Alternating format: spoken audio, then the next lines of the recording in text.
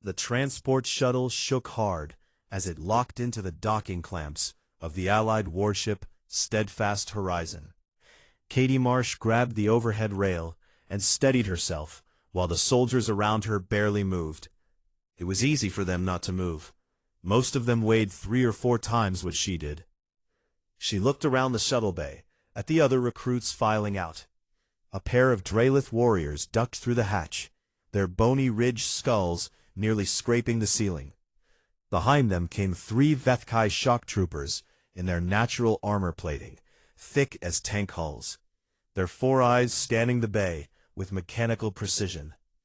2 Orani scouts slipped past everyone, in quick, fluid steps, their lean bodies built for speed and silence. And then there was Katie, 5'6", 130 pounds, brown hair pulled back in a standard knot. She carried her kit bag over one shoulder and stepped onto the deck of the ship that would be her home for the next 14 months. Nobody looked at her twice. Or rather, everyone looked at her twice, but not in the way a soldier wanted to be looked at. Humans were new to the Galactic Concord's military alliance. The species had only made contact with the wider galaxy 11 years ago, and in that time, humans had earned a reputation for being clever but soft, good at building things, good at talking, not good at fighting. The Concord had allowed humans into the joint military forces as a political gesture more than a tactical one, and everyone on this ship knew it. Katie knew it too. She had read every report, every evaluation, every dismissive footnote written about human combat capability in Concord records. She had read them on the long shuttle ride from New Pershing, the colony world where she grew up, and she had memorized the ones that bothered her most. Not because she wanted to prove them wrong out of anger, because she wanted to understand exactly what she was walking into. She was assigned to Fire Team Dagger.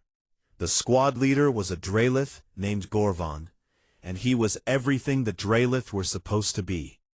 Nearly 9 feet tall, with thick natural bone armor growing across his shoulders, arms, and skull like plates of stone. His voice was deep enough to rattle the deck plating when he spoke. He had 14 years of combat service and a scar collection that told its own story across his chest and neck. Gorvon looked down at Katie when she reported for duty. He studied her the way someone might study an insect that had landed on their meal. Then he turned to his second, a Vethkai named Thesic, and made a sound that Katie had learned was the Dralith equivalent of a tired sigh. "Supply logistics," Gorvon said. "You will manage inventory and equipment distribution for the squad." Katie kept her face still. "I'm trained in tactical analysis and field operations, sir." "You are trained in whatever your people decided to teach you on your little world," Gorvon said. "On this ship, you are what I say you are, and I say you are supply." Thesic laughed. It was a sharp clicking sound that came from somewhere deep in his armored throat. He was 6.5 feet tall, broad as a wall, with 4 pale eyes that always seemed to be measuring something. Over the next few days, Thesic made a game of asking Katie to carry things for him. His ration packs, his equipment case, his spare armor plating, which weighed nearly as much as she did. "You are built for this, yes?" Thesic would say, holding out whatever heavy thing he wanted moved. "Carrying, fetching, servant work. Your bones are light, good for lifting small objects." The other squad members found it funny. Even the ones who didn't laugh didn't step in to stop it. Katie was the outsider. She was the small one, the soft one, the one who didn't belong. In a military culture built on physical power and species hierarchy, she sat at the very bottom. She carried what Thesic gave her. She managed the supply inventory without complaint. She did every task Gorvon assigned, no matter how small, and she did it well. And then, after her shift ended each day, she did the real work. She pulled combat logs from the ship's tactical archive and studied them until her eyes burned. She memorized Fire Team Dagger's formation patterns, their weaknesses, the gaps in their coordination that nobody talked about, because nobody wanted to admit they existed. She downloaded obstacle course schematics and ran them alone in the off hours, when the training bay was empty. She recorded her times, adjusted her technique, ran them again. Her body couldn't compete with a Drelith or a Vethkai. She knew that, but her body wasn't her weapon. Her only real friend in those early weeks was Danny Cortez, another human serving as a field medic on a different fire team. Danny was a calm, steady guy from a farming settlement on the far side of New Pershing. He had a quiet way about him that made people trust him, even the alien soldiers who didn't trust humans in general. They sat together in the mess hall one evening, tucked into a corner, away from the louder tables. Danny watched Katie scrolling through tactical data on her pad, and shook his head slowly. "You're going to burn out," he said, "or you're going to make someone angry. Probably both." "I didn't come 40 light-years to sort crates, Danny." "I know. But pushing too hard, too fast, gets you reassigned to a cargo hauler. I've seen it happen. They don't kick you out. They just move you somewhere you can't bother anyone. Then, I'll push at the right speed." Danny didn't argue. He had known her long enough to recognize the look in her eyes. It wasn't anger. It wasn't defiance. It was patience with a purpose behind it. And that was harder to stop than either of those things. 3 weeks into her posting, the ship's communication system crackled with an announcement that spread through the crew like a cold wind. A Vorzon apex hunter had been captured during a border skirmish, and was being transported to the Steadfast Horizon's high-security containment block. The mess hall went quiet. Katie watched the faces around her. The Drelith soldiers shifted in their seats. The Vethkai stopped eating. Even the Orani, who rarely showed emotion, exchanged quick glances with each other. Vorzon apex hunters were the stuff of war stories and nightmares. They were engineered predators, bred and shaped from birth for a single purpose. One apex hunter, according to Concord battlefield records, was considered a match for an entire fire team. They were fast, silent, brutally intelligent, and almost impossible to stop once they began a hunt. And now, one was sitting in a cage 3 decks below them. Danny leaned over to Katie. "Stay away from that level. I mean it." Katie didn't answer. She was already thinking. That evening, after her shift ended and the obstacle course was done, she filed a request with ship security for access to the observation deck above the containment cell. The request was logged, stamped, and placed in a queue. Katie went to her bunk, set an alarm for 4 hours of sleep, and closed her eyes. Below her, somewhere in the deep belly of the ship, the most dangerous creature any of them had ever been near, sat alone in the dark. The containment block sat deep in the belly of the Steadfast Horizon, behind 3 sets of blast doors and a security checkpoint staffed around the clock. The air down there was colder than the rest of the ship, kept that way on purpose. Something about the temperature was supposed to slow Vorzon reflexes. Katie didn't believe it would matter much if the creature inside decided it wanted out. His name, or at least the designation the Concord had given him, was Ralph. Katie stood on the observation deck above his cell and looked down through the reinforced transparent barrier. The cell was large, nearly 30 feet across, and empty except for a simple bench built into the far wall. Ralph sat on that bench with his back straight and his hands resting on his knees, perfectly still. He was not what she had expected. The war stories made apex hunters sound like raging beasts, all teeth and fury. He was about 7 feet tall, and lean in a way that reminded Katie of a drawn bow. His skin was dark and mottled, and it shifted color faintly as she watched, like oil moving on water. His eyes were gold, and set forward in his skull. Predator eyes, built for tracking and locking onto movement. His arms were long, and ended in hands that looked almost human, except for the faint ridges along his forearms, where, according to the files she had read, Retractable bone blades were sheathed beneath the skin. His legs bent backward at the knee, built for explosive speed. He had killed over 300 enemy combatants in solo operations. That number was confirmed. The real number, according to intelligence estimates, was likely much higher. And he sat there like a monk in meditation, watching everything, reacting to nothing. The Concorde's intelligence team had been working on him for days. The lead interrogator was an Orani named Vela, sharp and experienced, with 2 decades of work in enemy assessment. Vela was good at her job. She used psychological pressure, changing the temperature and lighting in the cell at unpredictable intervals. She used sensory deprivation, cutting off all sound and light for hours at a time. She brought in large Draelith soldiers to stand outside the barrier and project physical dominance. Ralph did not react to any of it. He sat, he watched, he said nothing. Katie came to the observation deck every evening after her shift and watched the interrogation sessions.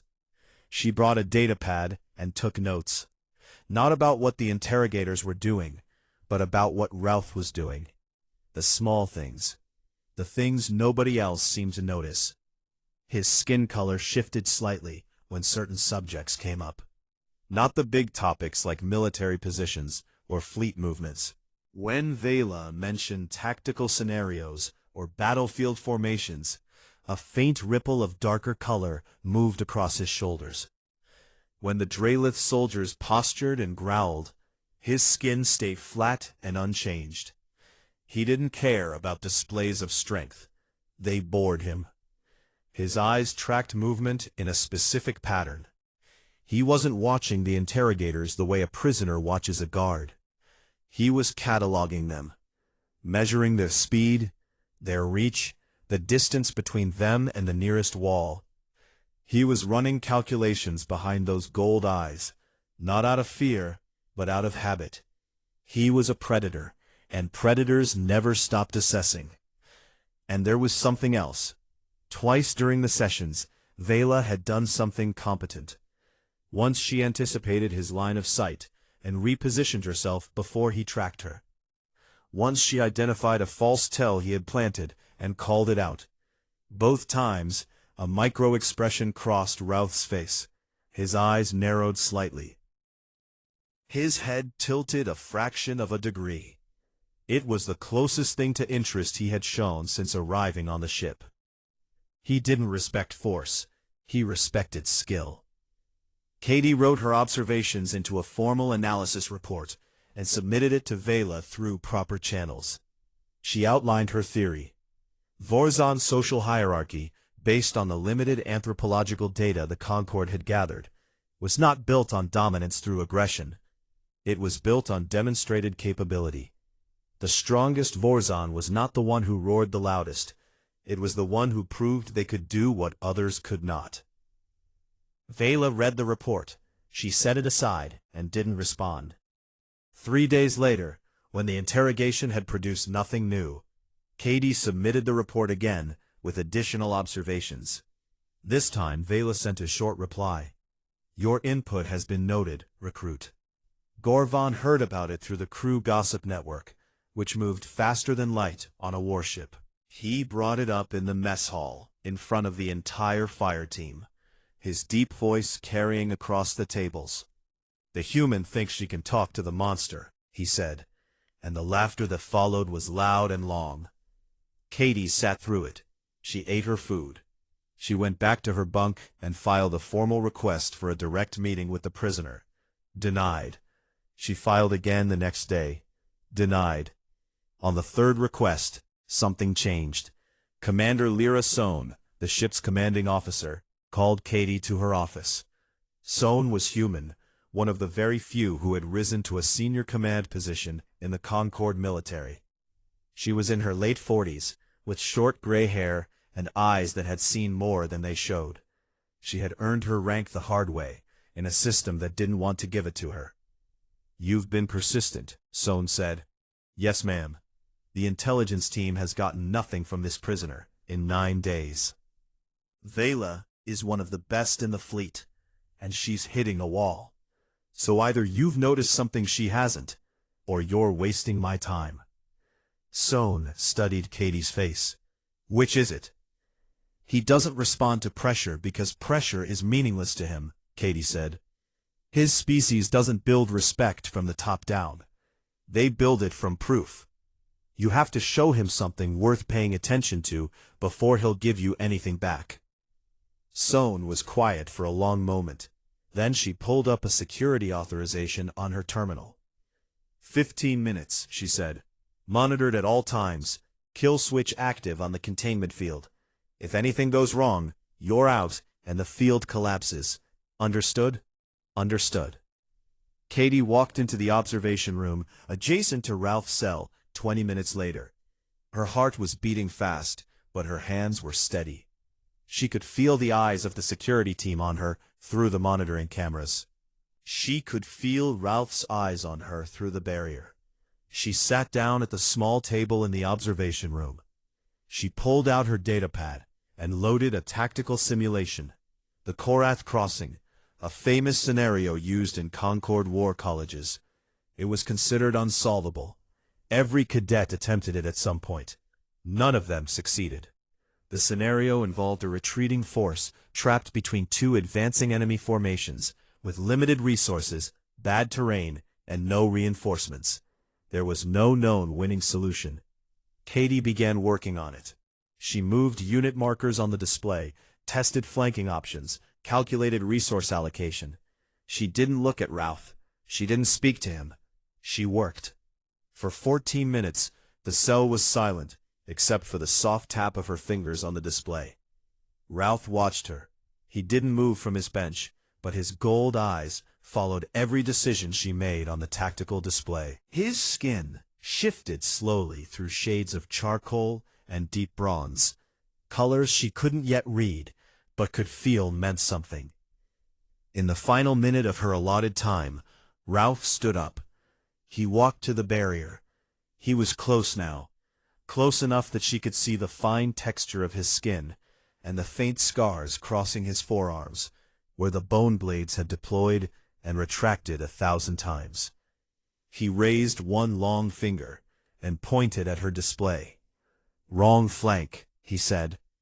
His voice was low and rough, like gravel shifting in deep water.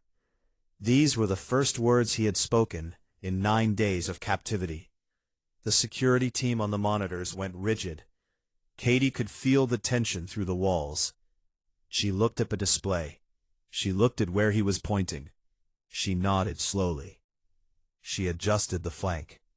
Ralph watched the adjustment. Something moved behind his eyes. Not warmth exactly, but recognition. He tilted his head the same way he had when Vela had done something competent. But this time, the expression held longer. This time, it settled into something that looked almost like curiosity. He leaned forward until his face was inches from the barrier. "You are the one they mock?" he asked. Katie met his gold eyes. She didn't flinch. She didn't look away.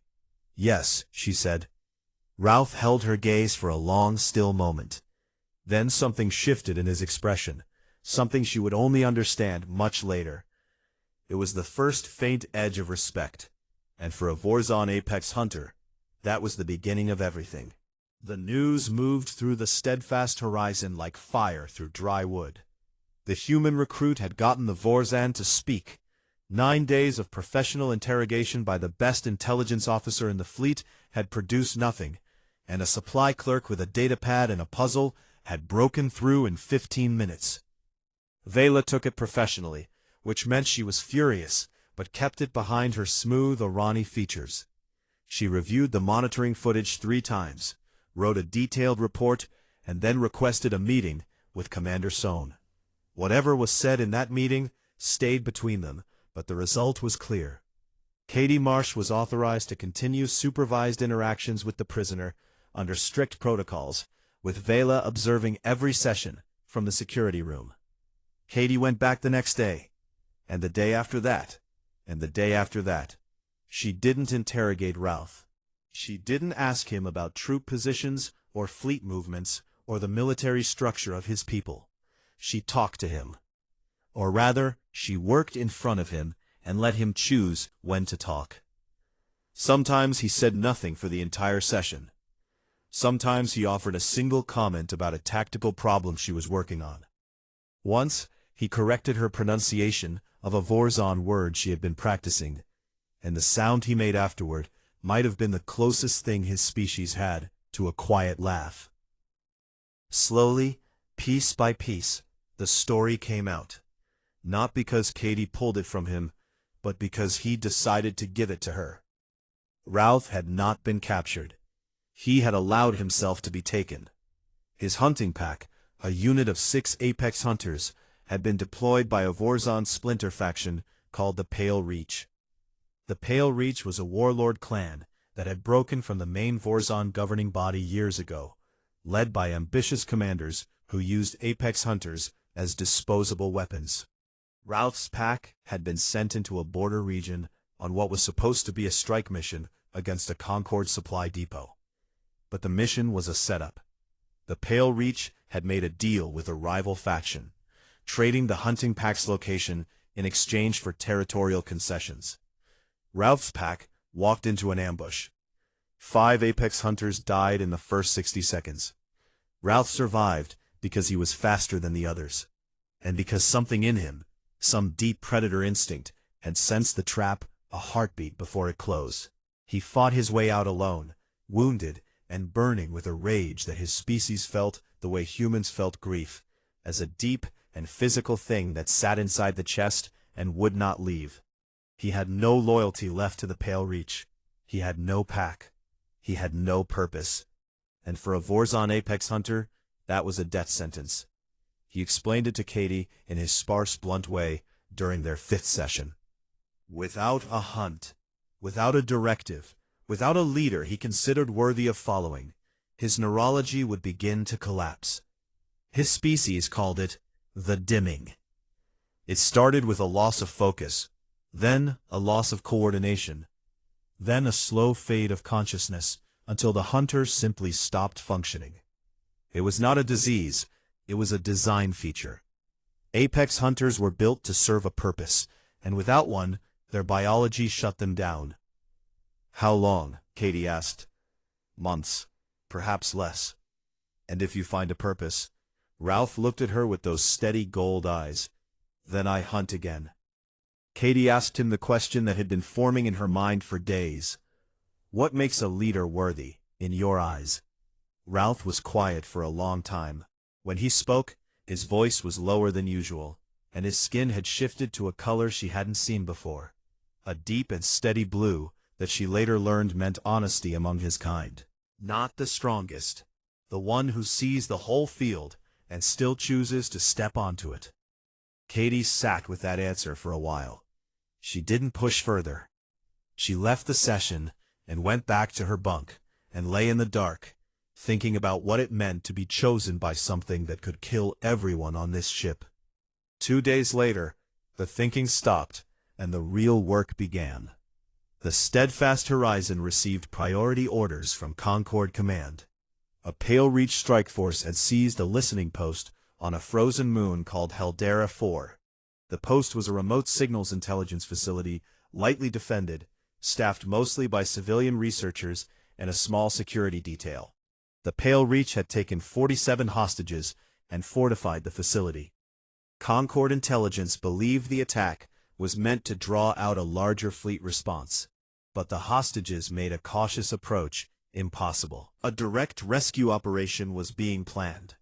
Fireteam Dagger was among the units assigned to the mission. Gorvan received the briefing with his usual confidence, already sketching assault plans on his tactical display before the briefing was finished. The operation was straightforward in his mind. Armored push, overwhelming force, secure the facility, extract the hostages.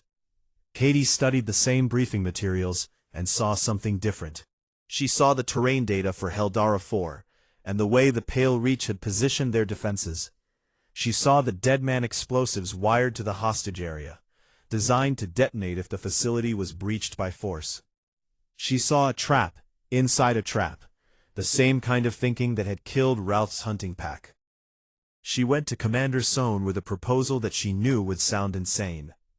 Deploy Ralph on the mission. Use his knowledge of Pale Reach tactics and his abilities as an apex hunter to turn the operation from a brute force gamble into a surgical strike. Sohn listened without expression. She asked Katie 3 questions. How would Ralph be controlled in the field? What would prevent him from turning on the squad? And what happened if he did? Katie answered each one.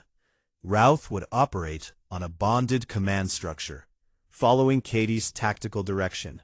He would not turn because his biology demanded a purpose and a leader, and walking away from that meant death. And if something went wrong, Katie would take full responsibility. Full responsibility, Sohn repeated. You understand what that means on a Concorde warship? Yes, ma'am. Sohn approved the proposal. The reaction was immediate and loud. Gorvan stormed into the briefing room and argued with a volume that shook the walls. Releasing a Vorzon Apex Hunter from containment was madness. Putting that hunter under the command of a human recruit who had never seen real combat was beyond madness. Fesick stood behind Gorvan, his 4 eyes blinking in what Katie had learned was Vethkai disbelief. Even Danny Cortez pulled her aside in the corridor afterward. His usually calm face was tight with worry. Katie, this is different from running obstacle courses and reading files. If that thing snaps, nobody on this ship can stop it. He won't snap. You've known him for 2 weeks. I've understood him for 2 weeks. There's a difference.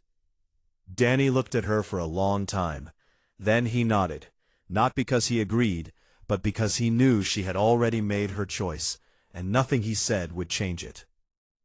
The containment field around Ralph's cell was lowered the following morning. Katie stood at the entrance, with 2 armed security officers behind her, and watched as the barrier faded, and the air between them became open for the first time. Ralph stood. He was taller than she had realized, and in the open air, without the barrier between them, the presence of him was overwhelming. He radiated something that was not quite heat, not quite sound, but a deep and primal awareness that every nerve in her body responded to. This was what it felt like to stand next to something that evolution had spent millennia sharpening into a weapon. He looked down at her. His skin shifted to a deep, steady charcoal. She had learned by now what that color meant. Resolve, decision, commitment. Then he did something that made the security officers flinch, and the monitoring crew hold their breath. Not a bow exactly, but a deliberate lowering of his gaze and a tilt of his skull that exposed the back of his neck, where the bone plating was thinnest. Among the Vorzon, it was the most vulnerable gesture a hunter could make. It meant, I give you my blind spot. I trust you with the place where I can be killed. It was an acknowledgement of command authority, given freely, given to her. The security officers stared. Somewhere on the monitoring feed, Gorvan watched in silence. Fesick's 4 eyes blinked slowly, and for the first time since Katie had come aboard, he had nothing to say. The most dangerous prisoner on the ship had just chosen the woman they wouldn't let carry a rifle. Katie met Ralph's eyes and gave him a single, steady nod.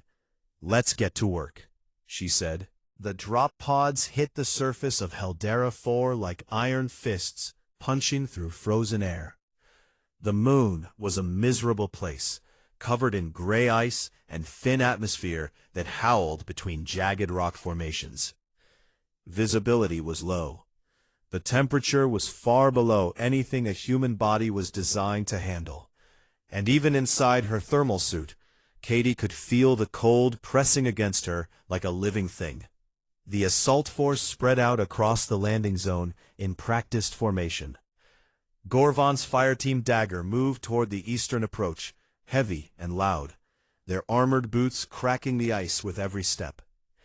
Danny Cortez's fire team moved to the secondary position near the geothermal vents on the facility's southern side, and Katie, with Routh at her side, broke away from the main group and headed into the frozen wasteland of the outer perimeter. The original assault plan, the one Gorvon had designed, called for a direct push through the main corridor of the listening post. Overwhelming force, maximum speed, break through the front, neutralize the defenders, reach the hostages before the Deadman explosives could be triggered. Katie had torn that plan apart in the briefing room 2 days earlier, and the memory of Gorvon's face still sat in her mind like a photograph. "They want you to come through the front," she had told Commander Sohn, pointing to the terrain map. "The Pale Reach doesn't fortify positions to hold them. They fortify positions to kill whatever comes in. Every corridor inside that facility will be a kill zone. Layered crossfire, choke points, and the explosives on the hostages are the final trap. If we push hard enough to reach them, the defenders pull the trigger, and everyone dies. If we hesitate, they pick us apart in the hallways." She had laid out her alternative. 3 prongs. Gorvon's fire team hits the main entrance hard and visible, drawing every defender's attention to the front. Danny's team enters through the geothermal vent system beneath the facility, reaches the hostage area from below, and disables the explosives. And Katie, with Roth, circles the outer perimeter to find and eliminate the Pale Reach field commander, a warlord named Dresden, whose death would collapse the enemy's command structure from the top down. Gorvon had hated it. Being reduced to a distraction was an insult that cut deep into Drelith warrior pride. But Commander Sohn had studied the plan, asked hard questions, received solid answers, and approved it. Now they were on the ground, and the plan was real. Katie and Roth moved through the frozen terrain in near silence. Roth was built for this. His digitigrade legs carried him across the ice with a smoothness that seemed to ignore physics, and his skin shifted to match the gray-white of the landscape until he was nearly invisible, even to Katie, who was walking 3 feet behind him. His gold eyes scanned the terrain in constant sweeping patterns, processing information at a speed she could feel but not match. But he followed her lead. When she raised a closed fist, he stopped. When she pointed, he moved. When she signaled to wait, he crouched beside her in perfect stillness, his breath barely visible in the frozen air. He was a predator unleashed, but he hunted on her terms. They encountered their first patrol 7 minutes into the perimeter sweep.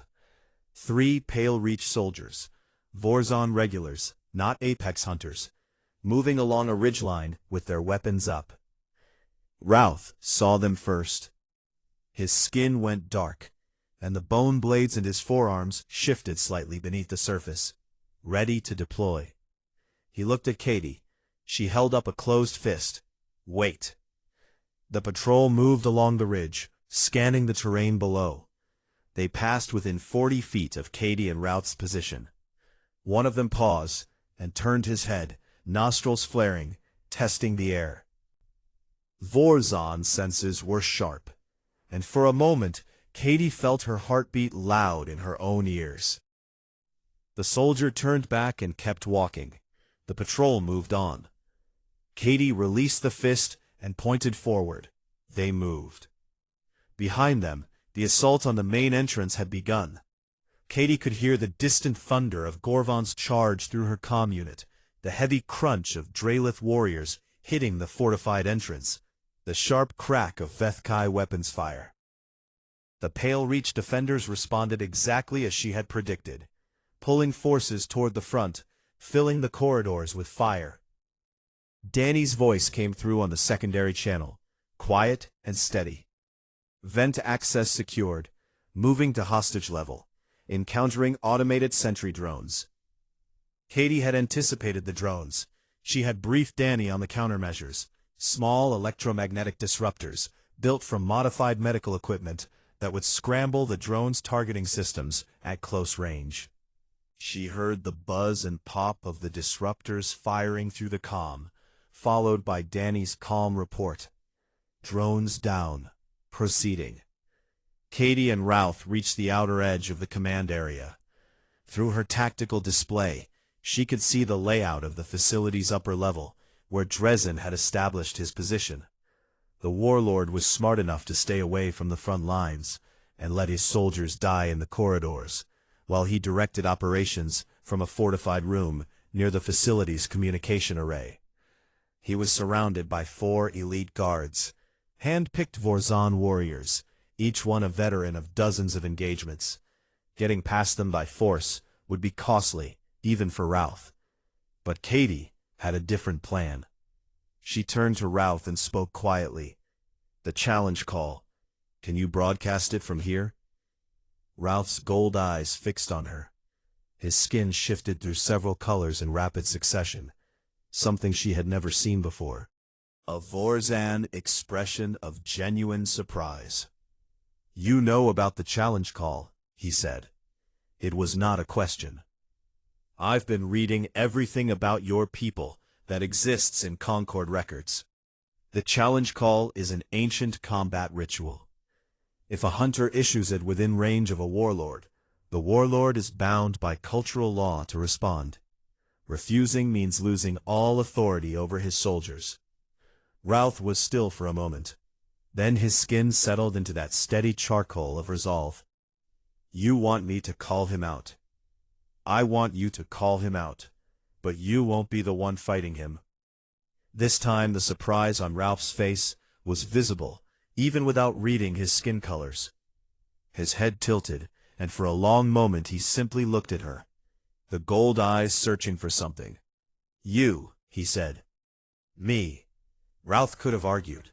He could have refused. He could have told her that a human fighting a Vorzan warlord in single combat was suicide. Instead, he studied her face the way he had studied her tactical work through the barrier of his cell, with that same focused attention that weighed everything and dismissed nothing. "You have a plan," he said. "I always have a plan." Ralph opened his mouth and produced a sound that shook the frozen air around them. The challenge call was deep, resonant, and ancient, a frequency that vibrated in Katie's chest and made the ice beneath her feet hum. It carried across the facility like a war drum. Inside the command room, Dresden heard it. And cultural law, older than the Pale Reach, older than the warlord clans, older than memory, demanded that he answer. The doors opened. Dresden stepped out into the frozen air of the upper platform, flanked by his 4 elite guards. He was massive, scarred across his face and chest, with skin the color of old blood. He looked at Ralph first, then at Katie. His lip curled. Ralph stood behind Katie with his arms folded across his chest, his posture unmistakable. He was her second, not her protector, not her fighter, her second. In Vorzan terms, it meant she was the one who held rank. She was the challenger. Dresden snarled something in Vorzan that Katie understood from her weeks of study. It translated roughly to, "The hunter sends prey to fight for him." Katie stepped into the challenge circle that Dresden's own cultural instincts had drawn around them both. She didn't answer his insult. She didn't need to. The fight was fast, brutal, and nothing like what Dresden expected. Katie didn't try to match his strength. She couldn't. One clean hit from a Vorzan warlord would break her apart.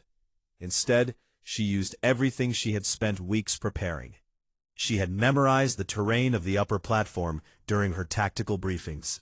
She knew where the ice was thinnest, where the footing was worst. She moved to those spots and let Dresden follow her. She had studied Vorzan combat psychology through Ralph, learning that warlords attacked in escalating patterns, each strike harder than the last, building toward a killing blow that required full commitment. She baited that commitment. She dodged, retreated, slipped sideways on the ice, letting Dresden's frustration build with each missed strike. His skin was shifting to hot red, the color of rage, the color of a predator losing patience.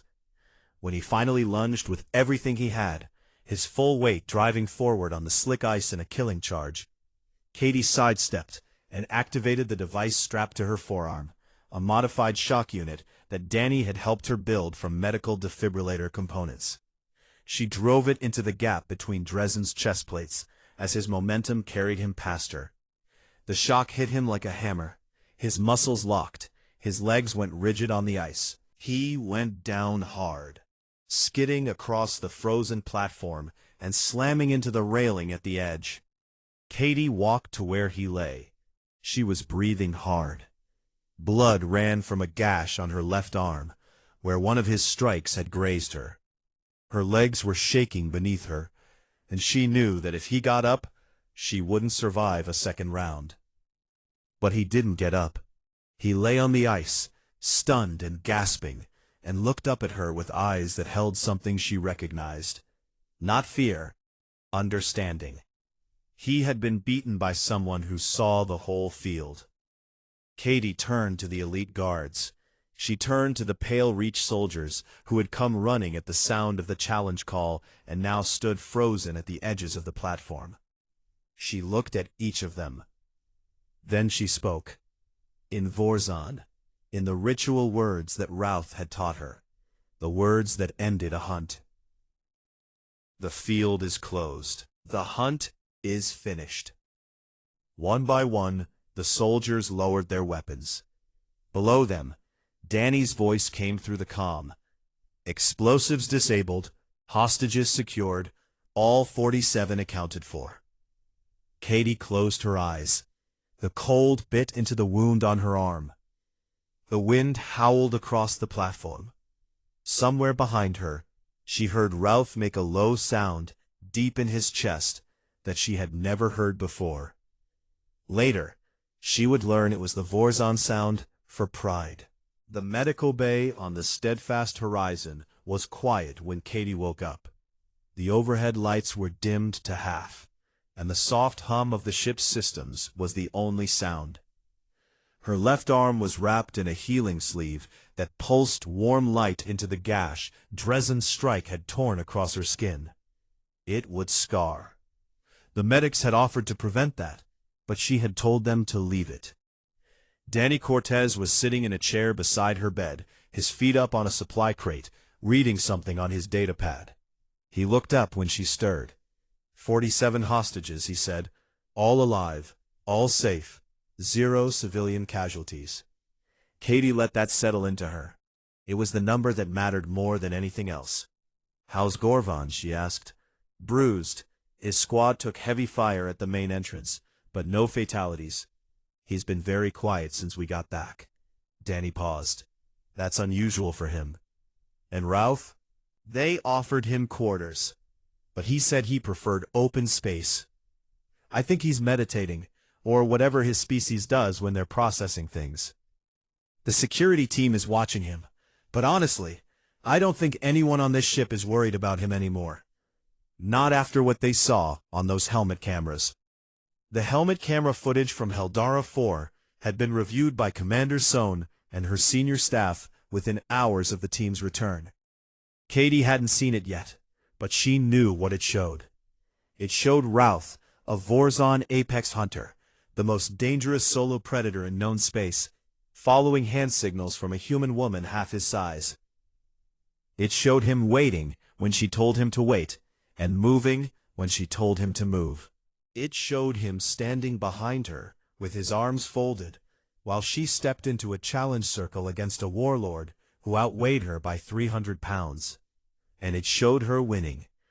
The footage spread through the ship faster than any official report could have contained it. By the time Katie was cleared from the medical bay the next morning, every crew member on the steadfast horizon had seen some version of it. The reactions were mixed, ranging from stunned silence to open admiration, to the quiet, uncomfortable shifting of those who had spent weeks mocking her, and were now realizing what that said about their own judgment. Commander Sohn called Katie to her office 3 days after the mission. Sohn was standing by the viewport when Katie entered, looking out at the slow drift of stars beyond the hull. She didn't turn around right away. "I've submitted a commendation on your behalf to Concord High Command. It's being reviewed at the highest levels. I don't do that often." "Thank you, ma'am." "Don't thank me yet. The commendation includes a recommendation for field promotion to Tactical Operations Specialist, with a permanent advisory role in multi-species combat planning." Now Sohn turned. Her eyes were steady and serious. "You would be the youngest human to hold that position. One of the youngest soldiers of any species. It comes with authority, responsibility, and a target on your back from every officer who thinks you got it too fast." "I understand." "Do you?" Sohn studied her. "You did something on that moon that most soldiers never do in an entire career. You saw a problem that everyone else was looking at wrong, and you built a solution from pieces that nobody else thought to put together. That's not luck. That's not bravery. That's something rarer than both. The promotion is yours, if you want it." "I want it." Sohn nodded, and something in her expression softened, just for a moment. Katie thought she saw recognition in it. One woman who had fought her way up through a system that wasn't built for her, looking at another who was doing the same thing. The changes aboard the Steadfast Horizon came quickly after that. Gorvon approached Katie in the corridor outside the training bay, 4 days after the mission. He was alone, which was unusual. Drelit's soldiers traveled in groups, and seeing one by himself meant the conversation was private and serious. He stopped in front of her. He didn't speak for a long moment. Katie waited. She had learned enough about Drelith culture to know that what was coming was not easy for him, and rushing it would only make it harder. It was a knife, short and curved, with a blade made from dark metal and a handle wrapped in leather that had been worn smooth by years of use. Katie recognized it from the cultural database she had studied. It was a personal combat knife, an heirloom that Drelith warriors carried from the day they earned their first rank. They only gave it away once in their lives, and only to someone they considered a true equal. He held it out to her. His big hand was steady, but his eyes were not quite meeting hers, and she understood that this was the closest thing to an apology his culture would allow. Katie took the knife. She felt the weight of it in her hand, heavier than it looked, warm from being carried against his body. She nodded to him. Then he turned and walked away without a word. And Katie knew that whatever had been broken between them was now repaired in the only way a Drelith could repair it. Thesic was harder. The Vethkai soldier had requested a transfer to a different ship the day after the mission footage circulated. His request was approved quickly, which told Katie that his commanding officer was not sorry to see him go. On his last day aboard the Steadfast Horizon, Katie found him in the mess hall, sitting alone at a corner table with his kit bag packed beside him. She sat down across from him. Thesic's 4 eyes blinked at her, and for a moment he looked like he wanted to leave. But he stayed. "I was wrong about you," he said. His voice was quieter than she had ever heard it. "I was wrong about humans." Katie didn't say anything. She waited. "On my homeworld, we have a saying," Thesic continued. "The stone that does not shine is the one that holds the mountain." "I did not see what you were because I was looking for the wrong things." He paused. "You are that stone, Katie Marsh." It was the first time he had ever used her name. Katie reached across the table and offered her hand. Thesic looked at it, confused for a moment, then understood the gesture and gripped it carefully with his armored fingers. They shook once, and then he picked up his kit bag and left. Danny found her afterward and leaned against the wall beside her with his arms crossed and a grin on his face. "You know he's going to tell that story on every ship he serves on," Danny said. "The human who tamed an apex hunter and beat a warlord on an ice moon." "I didn't tame anyone," I know, but the story's better that way. He bumped her shoulder with his, "You owe me a drink, by the way, on every station from here to the Galactic Rim. Those shock units I built you weren't cheap, and I had to take apart 2 perfectly good defibrillators to make them. Deal." The biggest change, and the one that sent ripples far beyond the steadfast horizon, came from Ralph. The Concorde's Special Operations Division offered him a formal position, the first Vorzon to serve willingly alongside Alliance forces. It was a historic offer, negotiated at the highest levels of military and diplomatic command. Ralph listened to the terms, asked no questions about pay or rank or quarters, and gave a single condition. His operational command fell to Katie, not to a general, not to a council, not to a committee of species representatives, to her. The debate that followed lasted 2 days. Officers argued, diplomats argued, species representatives who had never set foot on a warship argued about protocols and precedents and the message it would send. Commander Sohn sat through all of it with a patience that Katie suspected was harder to maintain than it looked. In the end, the Concorde agreed. The alternative was losing the only cooperative Vorzon apex hunter they had ever had, and no one was willing to pay that price over a question of chain of command. On the day the agreement was signed, Ralph found Katie on the observation deck, where she had first watched him through the barrier of his cell. He stood beside her, looking out at the stars through the viewport. His skin was the steady deep blue of honesty, and he was quiet for a long time. "You saw me," he said finally, when no one else did. Katie looked up at him. "You were worth seeing." Ralph made that low sound in his chest again.